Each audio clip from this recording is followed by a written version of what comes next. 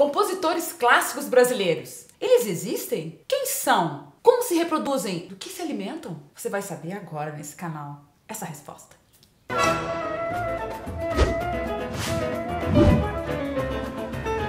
Oi, gente! Para o bem do Brasil, dê o seu like, se inscreva e aperte o sininho para não perder nenhuma novidade desse canal. É o seguinte, música clássica é uma coisa que nasceu na Europa, sim. E a gente sempre lembra dos grandes compositores clássicos, né? Beethoven, Bach, Brahms. Só tem Alemanha até por enquanto.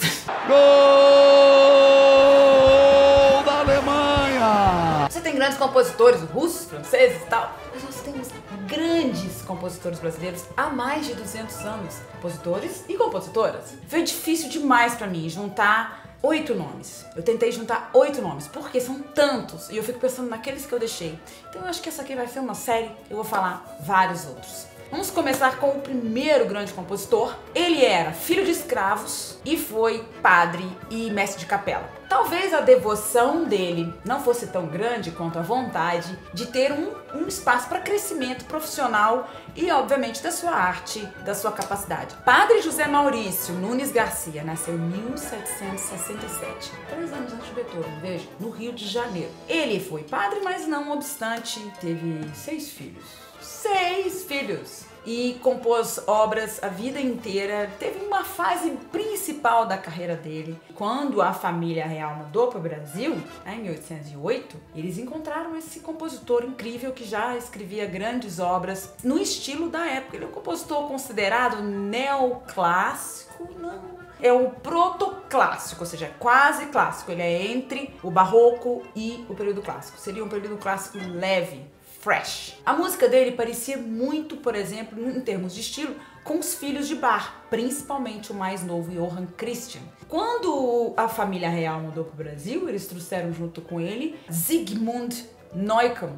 Ele era um compositor que foi aluno de Haydn e também pôde dar aulas a Padre José Maurício. Uma obra dele que você vai gostar muito, que é uma das maiores, é o Requiem. Vou dar uma, talvez 2 de cada uma.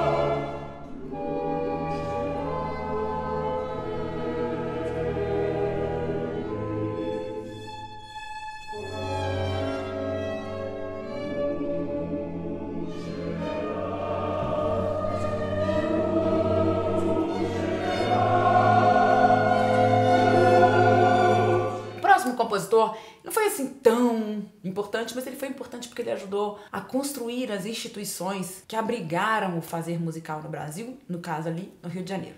Francisco Manuel da Silva, ele nasceu em 1795, foi o compositor do nosso querido... Foi também um dos fundadores da Academia Imperial de Música e Ópera do Rio de Janeiro, do Brasil, no caso nacional. Essa academia depois acabou se transformando na Escola de Música Nacional e hoje é a Escola de Música da UFRJ. O próximo compositor é Carlos Gomes. Ele nasceu em 1836, em Campinas. Ele foi o nosso primeiro grande compositor de óperas e teve uma boa carreira na Europa, na Itália. Ele foi o primeiro compositor brasileiro a ter obras sendo executadas no Teatro alla Scala, em Milão, que era a meca, e é hoje, até hoje, né? Uma das mecas da ópera. Esse compositor maravilhoso foi quem escreveu a famosa ópera Il Guarani. Aí você vai falar, Simone, ele então é nacionalista. Sim, é um romântico nacionalista. Por quê? Existe o nacionalismo romântico e o nacionalismo mais ativista, que nós vamos ver depois. Por que romântico? Ele escrevia tudo dentro do idioma europeu. Ele não mudou o idioma musical, mas ele colocou histórias brasileiras. Então, principalmente, Il Guarani fez muito sucesso, baseado no romance de José de Alencar, o Guarani. E também ele escreveu uma outra obra chamada Lo Schiavo. Ele escreveu outras óperas que não tinham temática brasileira. Mas a temática era brasileira e o idioma era europeu.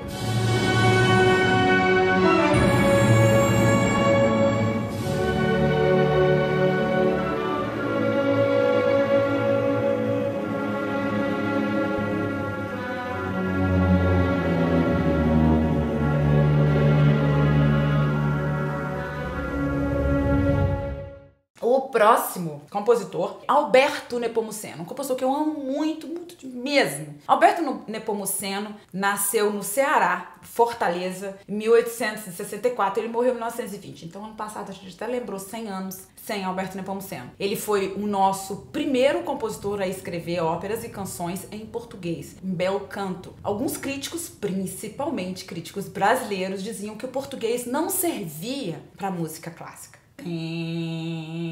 Preciso fazer um pra essa gente. Então, eles diziam que o português não servia pra música clássica. E Alberto Nepomuceno provou que sim. Escreveu óperas e canções. Ele era um grande pianista mesmo. Mudou pra Europa aos 28 anos. E lá ele foi aluno de Sgambati, em Roma. Foi aluno de Leschetizky, um dos maiores pianistas, professores de pianos da história. E foi muito amigo de Grieg, compositor norueguês. Ele inclusive casou com uma norueguesa, foi amigo de Mahler, foi amigo... Gente, ele era o cara, amigo de todo mundo. Uma obra linda dele é o quarteto número 3, chamado Brasileiro, quarteto de cordas chamado Brasileiro. E as obras para piano dele são todas elegantérrimas. Eu amo Alberto Nepomuceno.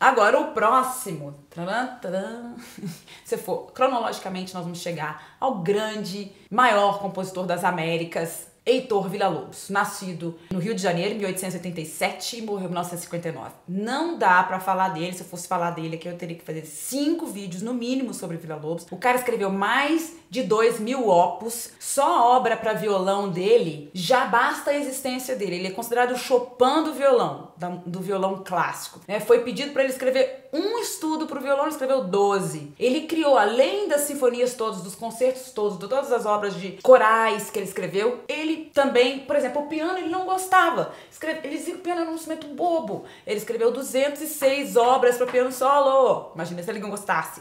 Ele foi muito importante, principalmente porque criou 2 idiomas. Lembra que eu falei que Guarani, o Carlos Gomes escrevia no idioma europeu, mas com matemática brasileira? Pois não. Ele trouxe o folclore para dentro da música brasileira e ele criou 2 idiomas. Os choros, que a gente pode chamar aí de um poema sinfônico, digamos assim. Mas tem choros pra tudo. Choros pra violão solo, choros pra piano, choro pra orquestra com coro, papapá. Baquianas, que aí também é uma obra mais universal dele. Baquianas, você tem na Baquianas 2 o famoso trenzinho do caipira. E choros 1 pra violão solo. É uma das coisas mais maravilhosas. Uma das últimas obras dele foi comissionada para o cinema e se chama Floresta do Amazonas, que é uma obra enorme para orquestra com voz também. E tem ali uma melodia muito conhecida. Não podemos deixar de falar, claro, de Baquianas 5 para violoncelos e voz. Villa-Lobos é inacreditável.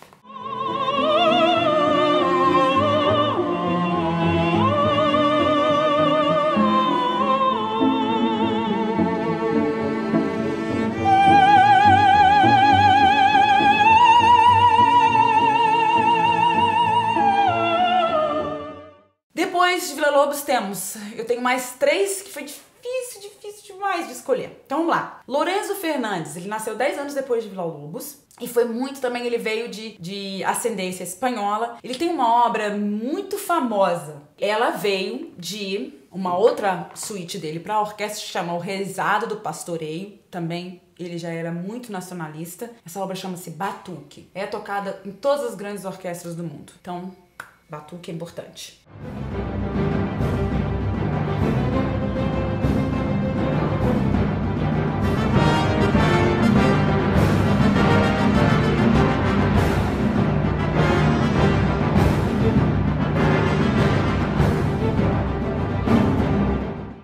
Depois eu quero falar de Camargo Guarnieri. Mozart Camargo Guarnieri nasceu em Tietê, São Paulo. Nasceu em 1907 e morreu em 1993. Eu tive a oportunidade de conhecer o querido Camargo Guarnieri, um homem de sorriso largo, altíssimo, fico arrepiada de lembrar dele. Porque ele vem de toda uma tradição italiana. Então, ele é um italiano brasileiro e ele é considerado o fundador da escola de composição brasileira. Mesmo, porque Villa Lobos foi importante por um lado e ele foi importante pela forma de ensinar composição no Brasil, para o Brasil. A obra dele é enorme, mas eu falo pra vocês devem escutar Suíte Vila Rica, incrível, alguns ponteios para piano, solo, toda a obra dele para piano solo é maravilhosa, e o Concertino para piano e orquestra, uma obra interessantíssima.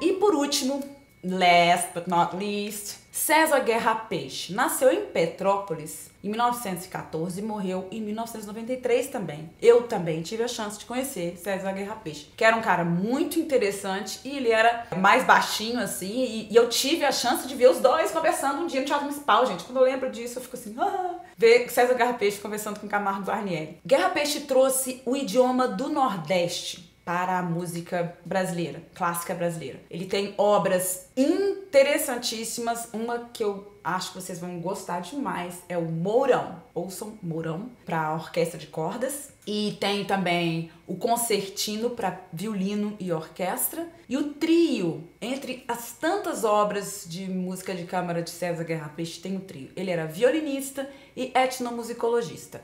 Então, um petropolitano que se anordestizou. Ele virou nordestino para trazer o Nordeste para a música.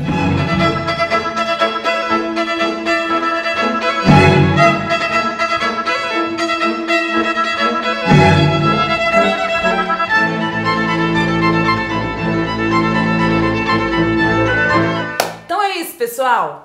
Esses são alguns, tem muitos outros nomes ainda, e no próximo vídeo eu vou falar daqueles que estão entre nós, que vivem, que estão aqui, que não morreram. Tem tantos e tantas: Jocy de Oliveira, Marisa Rezende, André Mermari, Dimitri Chervo, Guilherme Bernstein, ai, tanto que eu já nem sei. Um beijo, gente, até a próxima.